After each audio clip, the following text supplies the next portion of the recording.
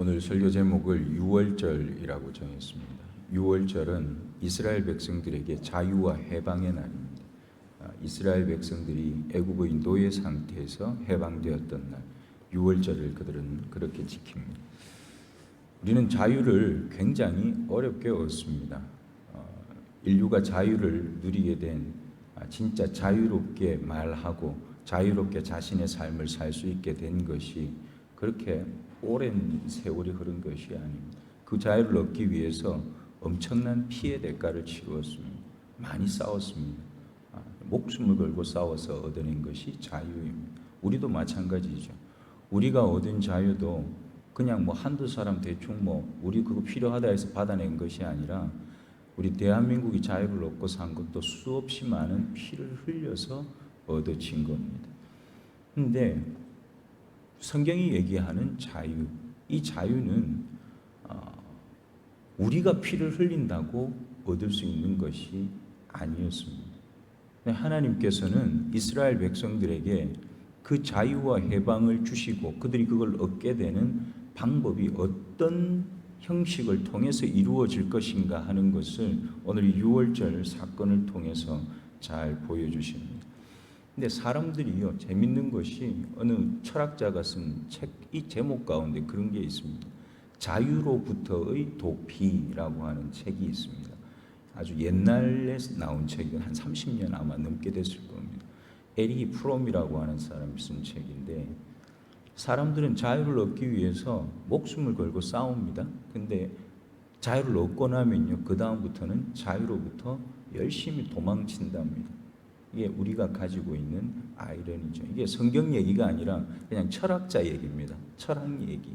그냥 우리가 사전적으로 자유를 정의하면 아무런 구속받지 않는 상태에서 내 의지대로 뭔가를 결정하고 하는 것, 그걸 자유라고 하거든요. 근데 그 철학자는 그런 자유의 정의를 기준으로 사람들은 그거 얻고 싶어 하지만 막상 그게 내 거 되기 시작하면 그때부터는 거꾸로 자유로부터 점점 도망쳐서 뭔가에 의한 구속 상태로 계속 살아간다라는 겁니다. 우리 신앙생활도 마찬가지인 것 같습니다. 신앙생활도 내가 피 흘려서 얻은 것은 아닙니다. 여러분과 제가 죄로부터 자유를 얻는데 우리가 피를 흘렸습니까? 우리가 피 흘린다고 그게 우리 자유가 되지, 우리 것이 되지 않습니다. 하나님께서 예수 그리스도의 피를 흘려서 우리에게 그 자유를 주신 거거든요.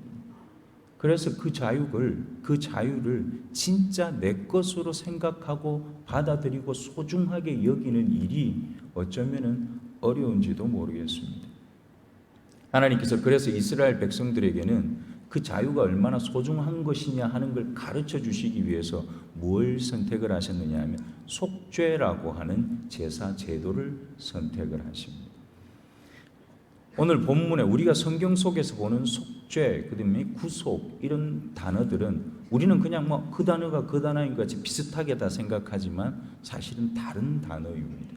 왜냐하면 속죄라고 하는 건 죄 지은 내가 하나님 앞에 내 죄를 용서받기 위해서 하는 어떤 행동을 얘기하는 겁니다.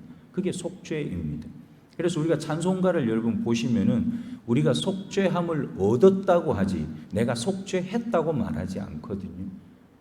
우리는 속죄를 얻는 겁니다. 속죄는 죄 용서함을 우리가 얻게 된다는 얘기거든요. 그런데 죄 용서를 얻기 위해서는 이스라엘 백성들이 해야 하는 것이 바로 속죄의 제사였습니다. 그 속죄의 제사를 드리면 하나님께서는 이스라엘 백성들에게 구속을 주십니다. 구속은 뭐냐 하면 구속은요, 상대방이 돈 낼 힘이 없기 때문에 내가 그 사람 돈을 대신 내주고 그 사람 빚을 갚아주는 겁니다.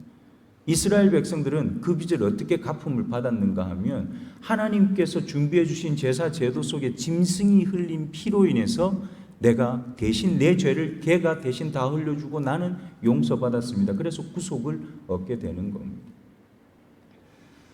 하나님께서는 인간의 몫이어야 할 속죄를 직접 담당해 주셨습니다. 유월절의 어린 양, 이건 이스라엘 백성들에게만 선포된 것이 아닙니다. 누구에게 먼저 얘기됐을까요? 바로 왕에게 먼저 얘기했습니다. 모세가요, 너 이렇게 안 하면 다음 이런 일이 있다 계속해서 알려줍니다. 그리고 이번에는 모든 처음 난 것을 하나님께서 다 심판하실 거다 알려줍니다. 이스라엘 백성들에게는 어쩌면 약속 하나를 더 말씀해 주셨는지 모르겠습니다. 만약에 그 어린 양의 피를 문 임방과 좌우 설주에 바르면 그 집은 내가 살려주겠다. 하나님이 생명의 약속을 해주십니다.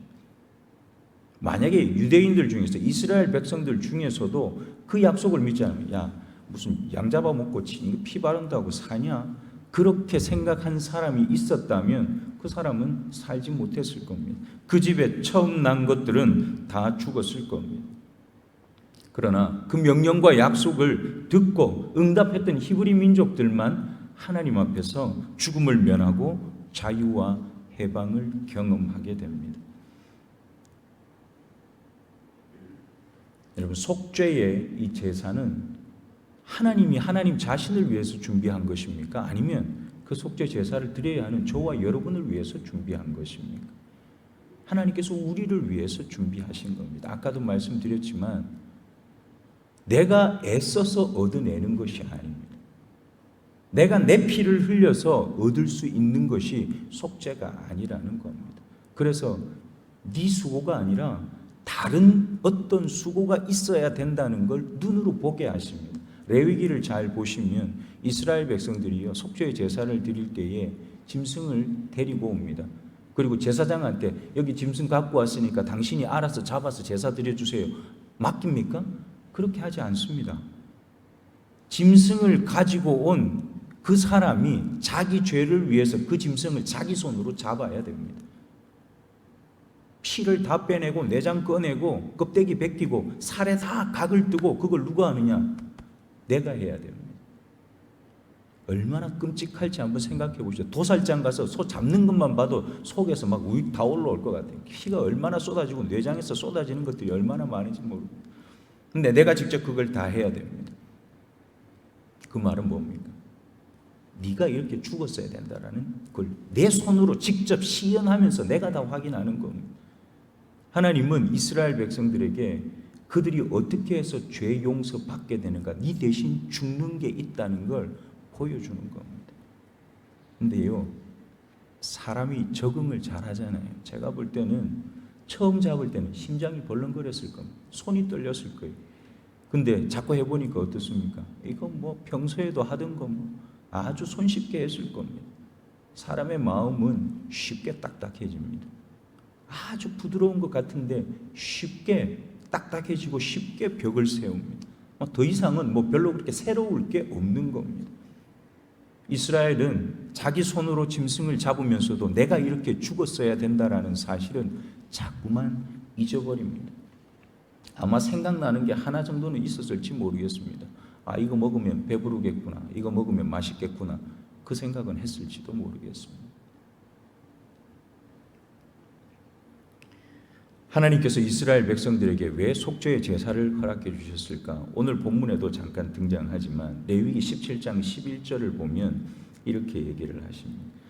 육체의 생명은 피에 있음이라 내가 이 피를 너희에게 주어 단에 뿌려 너희의 생명을 위하여 속하게 하였나니 생명이 피에 있으므로 피가 죄를 속하느니라. 아멘.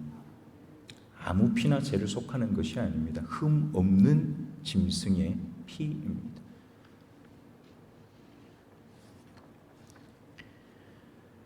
왜 우리가 속죄를 받아야 할까요? 왜 우리가 죄 용서함을 꼭 얻어야만 할까요?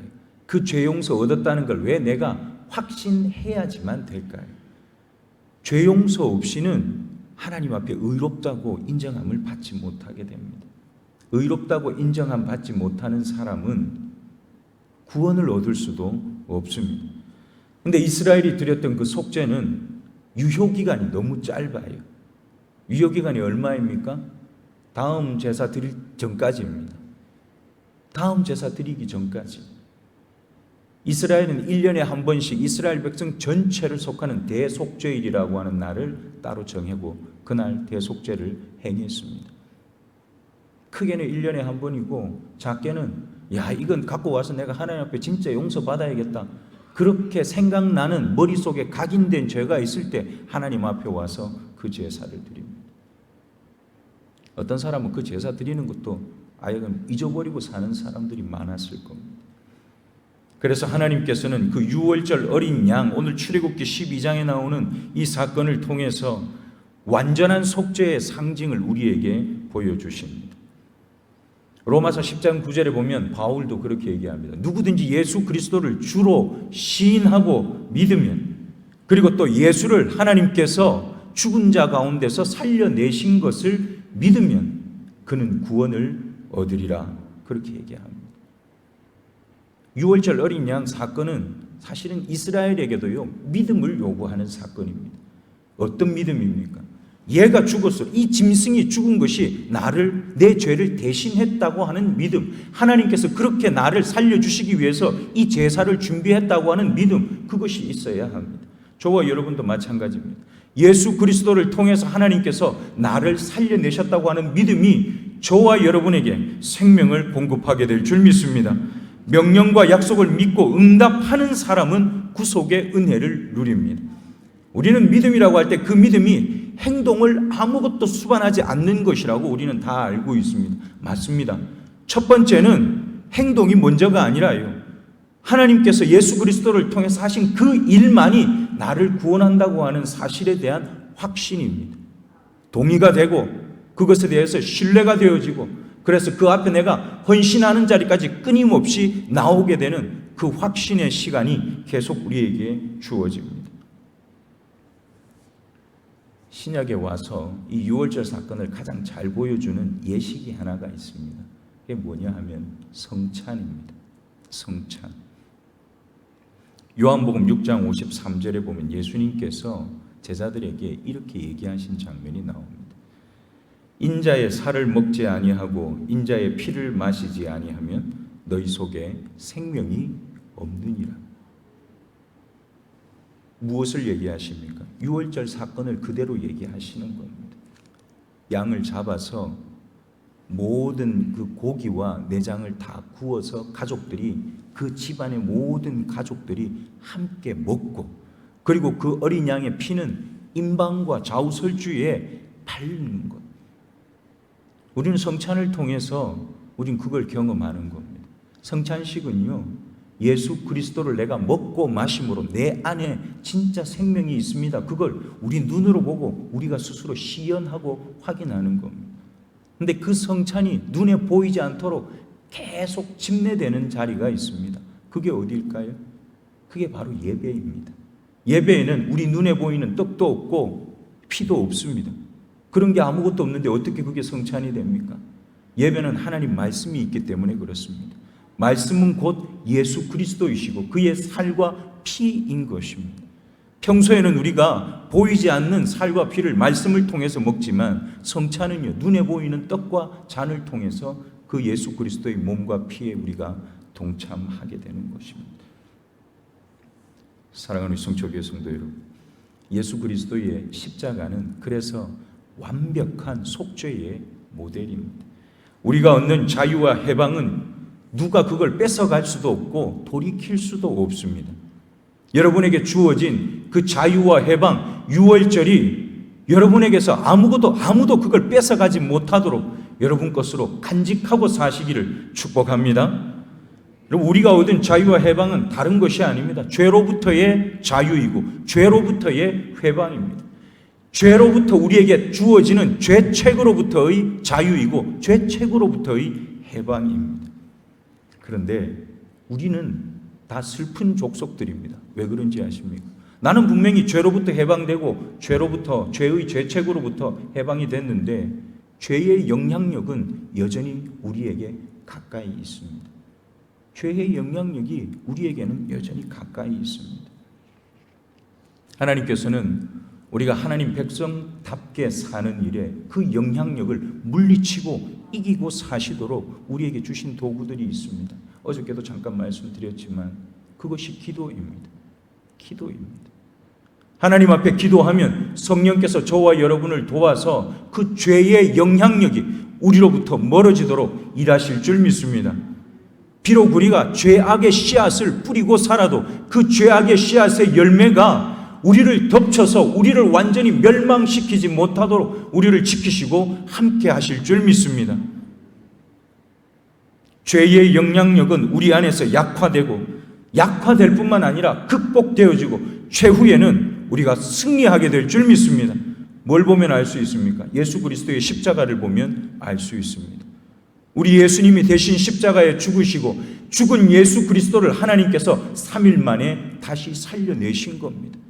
우리의 승리는 그 부활에 있습니다. 물론 죽지 않은 사람은 부활도 할 수 없습니다. 죽어야 부활할 수 있습니다. 저와 여러분이 예수 그리스도와 함께 십자가에 죽었다고 하는 사실이 믿어지시고 인정되고 그 인정된 터 위에 저와 여러분이 다시 살아나는 복을 누리시기를 축복합니다. 하나님께서는 이 6월절의 명령과 약속을 통해서 하나님의 구원을 이루어 가십니다. 우리가 늘 예배 가운데에 예수 그리스도를 기억해야 하는 이유가 거기에 있습니다. 나는 죽었구나. 계속 확인되어져야 합니다. 나는 죽고 내 안에 살아나신 예수 그리스도, 그분이 나를 통해서 나를 제2의 삶을, 하나님께서 내게 주신 새로운 기회의 삶을 하나님 나로 하여금 살게 해 주십시오. 여러분, 그 간절한 기도와 소원이 이 예배를 통해서 저와 여러분에게 이루어지는 복을 누리시기를 축복합니다. 우리 같이 한번 기도하도록 하겠습니다. 한 2번 정도 나누어서 우리 함께 기도하도록 하겠습니다. 오늘 받은 말씀 기억하면서 먼저 한번 기도합니다. 예수 그리스도의 보혈을 이 죄인에게 부어주셨는데, 나를 위해서 대신 죽으시고 나로 하여금 그 죽음이 믿어지게 하셨는데, 그렇게 온 마음을 다해서 믿어졌던 예수 그리스도의 죽음이 이제는 나하고는 상관이 없는 먼 다른 사람의 일이었던 것 같이 우리 그렇게 생각하고 살고 있지는 않습니까? 죄인을 위해서 준비해 주신 그 구속의 사역이 하나님의 은혜였음을 깨닫고 그 은혜 앞에 그 은혜를 받은 자답게 살도록 하나님 우리를 도와 주시옵소서.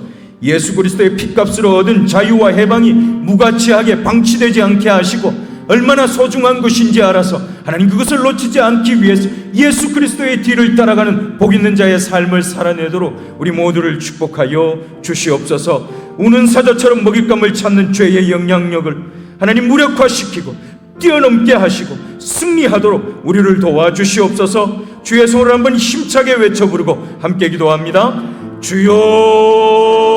주여, 사랑의 하나님, 은혜를 감사드립니다. 예수 그리스도의 보혈을 내게 부어주셨는데 하나님, 나는 그 보혈을 어디에 가지고 있습니까? 예수 그리스도의 보혈에 내 죄를 씻어주셨는데 하나님, 씻은 그 증거는 어디에 남아 있습니까? 하나님, 우리 가운데 함께하여 주시옵소서. 예수 그리스도를 의지한다, 내 입은 그렇게 말하지만 내 삶은, 내가 지금 살아가고 있는 길은 예수 그리스도를 의지하는 삶이 아니라 하나님, 나 스스로를 의지하고 내 계획을 의지하고 내가 가진 기준이 예수 그리스도의 기준을 대신하고 있는 삶이 아닙니까? 주님 도와주시옵소서. 하나님께서 내게 보여주신 그 말씀의 기준을 쫓아가며 내게 끊임없이 부어주시는 하나님의 은혜를 쫓아가며 하나님, 내 삶이 그리 하나님의 은혜를 쫓아가며 살 수 있도록 우리를 도와주시옵소서. 은혜 아니면 살 수 없는 존재가 바로 나 자신인데 그 은혜로만 내가 이제까지 살아왔고 그 은혜로만 내가 되었는데 하나님, 그 은혜는 어느 데가 되었고 하나님, 우리의 애씀과 수고와 내 의만 남아있는 삶이 되지 않도록 주님 우리를 도와주시기를 간절히 소원합니다. 나를 위해 대신 죽으신 예수 그리스도, 그분을 믿는다고 내가 고백한다면, 그분을 믿는 그 믿음이 내 안에 참이고 진실이라면 하나님, 우리가 걸어가는 이 길이 예수 그리스도가 걸어가신 그 길이 되도록 주님 도우시고 함께하여 주시옵소서. 우는 사자처럼 먹잇감을 찾는 사단이 끊임없이 우리를 하나님 어르렁거리며 쳐다보고 있습니다. 죄의 영향력에 하나님, 내 주변과 앞과 뒤에서 끊임없이 나를 에워싸고 그 영향력 속에 살도록 하나님, 나를 끊임없이 끌어당기고 있습니다. 도와주시옵소서. 그 죄의 영향력을 뛰어넘고 살게 하여 주시옵소서. 예수 그리스도를 의지하고 뛰어넘게 하시고 예수 그리스도의 이름을 의지하고 기도할 때 극복되어지게 하시고 예수 그리스도의 이름을 의지하고 성령의 도움을 구할 때 성령께서 내 안에 찾아오시며 일하시는 놀라운 경험이 끊임없이 우리 안에 새로워지도록 주님 도우시고 함께하여 주시옵소서. 역사하시는 하나님을 기대합니다. 우리 가운데 일하실 하나님을 기대합니다. 한 번 더 같이 기도합니다. 내가 예수를 믿고 의지하는 그 증거가 하나님 말씀대로 사는 삶을 통해서 드러나도록 하나님 우리 가운데 함께하여 주시옵소서. 2023년에는 우리 생초교회가 하나님 앞에 이 예배를 회복하기 위한 간절한 소원을 함께 가지기를 원합니다. 예배가 회복되면 내 안에 살아계셔서 역사하시는 예수 그리스도께서 분명히 내게 맡겨주신 그 복음이 능력으로 발휘되어지도록, 그 복음의 능력이 나를 통해서 발휘되어지도록 나를 도우시고 함께 하시는 것을 내가 확인할 수 있을 겁니다. 사모하게 하여 주시옵소서. 예배의 자리를 사모하게 하시고 복음의 능력이 나를 통해서 발휘되는 그 자리를 사모하고 기대하게 도와 주시옵소서. 하나님께서 나를 통해서 하실 일을, 이 생초교회를 통해서 하실 일에 대한 기대가 우리 안에 부어지도록 하나님 함께하여 주시옵소서. 우리 주의 성으로 한 번 더 힘차게 외쳐 부르고 함께 기도합니다. 주여, 사랑의 하나님, 은혜를 감사드립니다. 하나님께서 예수 그리스도를 통해서 내게 명령과 약속을 주셨는데, 하나님, 나는 그 명령과 약속 앞에 어떻게 응답하고 있습니까? 하나님, 응답을 내가 어떻게 해야 될지도 알지 못하고 있는 것은 아닙니까? 하나님, 함께하여 주시옵소서. 예배에 나온 것만이 끝이 아니라 이 예배의 자리가 하나님이 나를 만나주시는 감격의 자리가 되도록 우리 가운데 함께하여 주시옵소서. 예배에 응답하는 내가 그 감격을 경험하도록 주님 우리 가운데 역사하여 주시옵소서. 예배의 감격이 회복되지 아니하고는 내가 받았던 그 구원의 의미와 가치가 내 안에 회복되지 않고는 하나님, 어떻게 예배의 감격이 회복이 되고 내 안에 있는 복음의 능력으로 발휘되어질 수 있겠습니까? 주님 도와주시옵소서. 복음의 능력을 사모하게 하여 주옵소서. 복음의 능력이 나를 통해서 드러날 그 일에 하나님, 우리의 마음이 간절하게 하여 주시옵소서. 그렇지 못한 내 삶을 내 눈으로 보고 내가 경험하는 나 자신을 통해서 하나님, 나 스스로가 혐오스러워지게 하여 주시고 하나님 도와주시기를 원합니다. 복음의 능력이 발휘되어지는 그 현장 가운데 예수 그리스도의 피의 능력이, 그것의 십자가의 능력이 우리를 통해서 드러나도록 주께서 역사하여 주시옵소서. 이 생초교회에 맡겨주신 복음의 사명을 우리가 감당하기를 간절히 소원합니다. 하나님의 능력이 우리를 통해서 드러나게 하시고 하나님 맡겨주신 복음이 우리의 삶을 통해서 하나님 형상화되어지고 구체화되어서 나타나도록 우리 가운데 함께하여 주시옵소서. 2023년 우리 마음의 간절한 소원, 하나님을 경험하는 예배, 그 경험한 예배가 내 삶에서도 끊임없이 이어지고 하나님께서 살아계신 증거가 내 삶에 드러나는 복 있는 자로 이 땅을 살도록 우리 모두를 축복하여 주시옵소서. 도우실 하나님을 기대합니다. 우리를 통해서 일하실 하나님을 기대합니다. 주님 도와주시옵소서.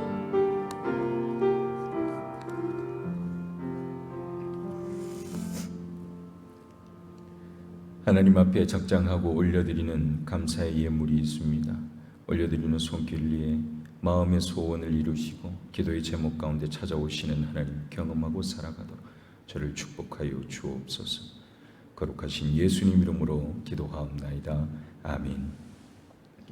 이제는 나를 위하여 이 땅에 찾아오신 우리 예수 그리스도의 크신 은혜와 자기 아들을 죽여 죄인들 구원하기를 기뻐하신 하나님 아버지의 극진하신 사랑하심과 그 은혜와 사랑이 우리에게 무엇을 주는지 분명하게 알려주시고 끊임없이 그 자유를, 그 죄로부터 해방된 나의 삶을 놓치지 않도록 내 손 붙잡아서 그 길로 인도하시는 성령 하나님 충만하신 역사가 오늘 6월절 어린 양으로 나를 찾아오신 예수 그리스도, 매번 드려지는 예배마다 그 예수 그리스도를 먹고 마시며 그 생명이 내 안에서 힘있게 역사하기를 소원하며 함께 기도하고 하나님 앞에 간절히 구하며 이 전을 떠나가는 사랑하는 주의 백성들 머리 위 이제로부터 영원토록 함께 하시기를 간절히 축원하옵나이다. 아멘.